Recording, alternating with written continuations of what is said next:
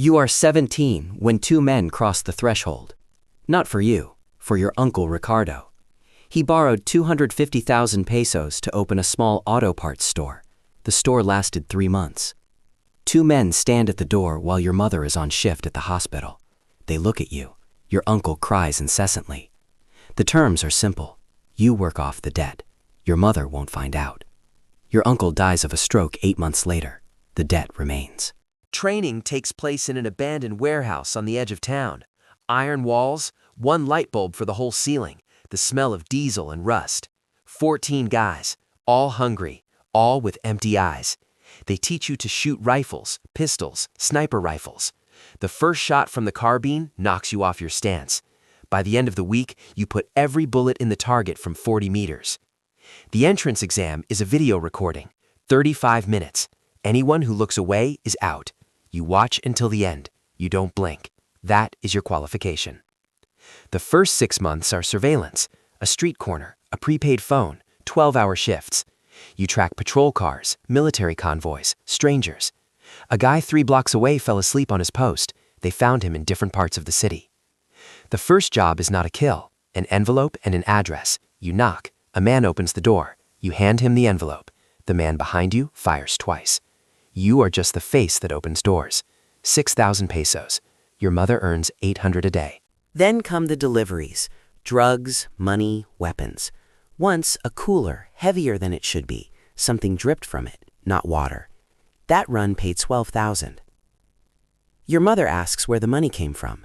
You say a promotion at the shopping center security job. She smiles and pats you on the shoulder. The first kill at 19. A restaurant owner stopped paying protection. You come in wearing an electrician uniform with a clipboard. Ask him to sign an inspection report. When he looks down, 2 shots. You leave. Nobody moves. You drive home, shower, have lunch. Your hands don't shake. They move you to full-time. 18,000 pesos a month plus bonuses. The bonus price list: regular rival gang member 15,000, police officer 12,000, journalist or official 60,000, protected witness 120,000. Your handler is a man named El Techo. Every assignment comes with a timer. Photo, address, route, time limit. He doesn't care how, only when. One day the file has a photo of a guy from your neighborhood.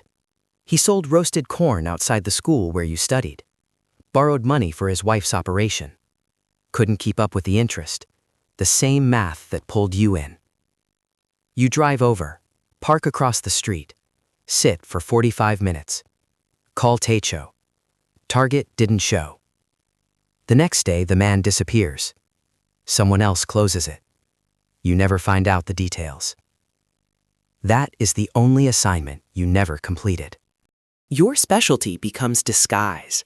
Utility worker in an orange vest, delivery guy with a thermal bag, gas company technician.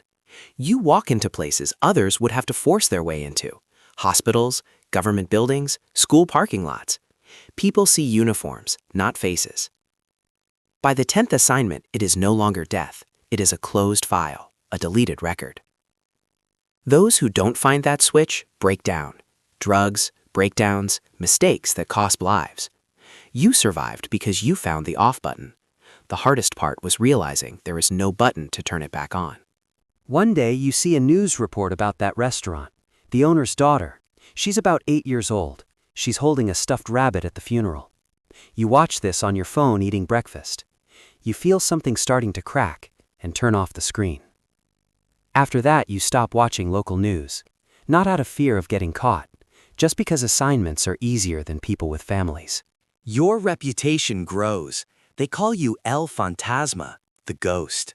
No noise, no video recording, no theater. You walk in, someone stops breathing. You walk out. Base rate rises to 45,000. Bonuses push past 100,000. You buy your mother an apartment. 3 rooms, new kitchen. She cries when she gets the keys. She thinks you work private security for a large company. Your brothers go to a good school. New uniforms, textbooks, a physics tutor. They look at you like someone who saved the family. Technically, that's true. Money changes life in ways you didn't expect. No luxury. Being visible is a death sentence from both directions. But you start spending on things that make the double life almost bearable. Your mother finally gets the dental work she's needed for years. Your youngest brother works with a tutor. He has a gift for math. You pay off their aunt's mortgage. You fund your cousin's wedding. The neighborhood starts seeing you as the guy who made it. Nobody asks how. In this zip code, money doesn't require explanations. You get invited to a meeting with El Patron. You are the only low-level operator in the room. 12 men at a table. Every one of them has a body count higher than their age. El Patron looks at you, says he's heard you're quiet, professional, reliable, offers you personal security. Salary, 90,000 pesos a month. Personal security is a different world. You no longer go out on assignments. Your job is making sure nobody gets to him, around the clock. Safe houses, his food, his sleep, his routes. That is your map. Rifle within arm's reach at all times. You sit in on meetings you shouldn't be at. You see suitcases with 60 million pesos. You watch mayors, commanders, and generals bow their heads to a man who dropped out of school in 6th grade. The cartel is not an organization. It is a parallel state, with its own army, its own courts, its own economy. You are a soldier of a country that appears on no map. You meet Antonia at a pharmacy queue. She's a nurse. She's seen enough gunshot wounds to recognize the callus on your trigger finger. On the second date, she asks directly. You tell her just enough. She doesn't flinch. She's stitched up guys like you at 4 in the morning. She stays. 8 months, the only person who knows you without the mask. She falls asleep on your shoulder, and for a few hours, the world is just breathing and rain outside the window. New assignment, hunting defectors. Operators who tried to leave. Informants. Accountants who skimmed.